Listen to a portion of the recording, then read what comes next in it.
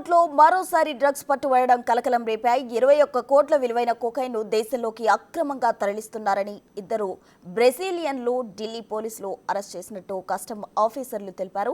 నిందితులు సావో పాలో నుంచి ప్యారిస్ మీదుగా భారత్కు వచ్చారు. తనిఖీల్లో భాగంగా వారిద్దరిని రెడ్ హ్యాండెడ్గా పట్టుకున్నారు. విచారణ తర్వాత ఇద్దరు తాము కొన్ని మత్తు పదార్థాలతో కూడిన క్యాప్సూల్స్ తీసుకున్నట్టు అంగీకరించారని అధికారులు తెలిపారు. నిందితులను క్యాప్సూల్స్ తీసేందుకు అవసరమైన చర్యల స్థానిక సఫ్దర్గంజ్ ఆసుపత్రికి తరలించారు. పూర్తిగా క్యాప్సూల్స్ తొలగించే ప్రక్రియ అనంతరం ఒక వ్యక్తి నుంచి 105 క్యాప్సూల్స్ స్వాధీనం చేసుకున్నారు. వీటి నుంచి 937 గ్రాముల కొకైన్ తీశారు.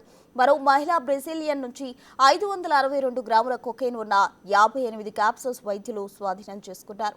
స్వాధీనం చేసుకున్న మొత్తం 1399 గ్రాముల మాదక ద్రవ్యాల మార్కెట్ విలువ సుమారు 20.98 కోట్లు ఉంటుందని కస్టమ్స్ ఆఫీసర్లు ప్రకటించారు.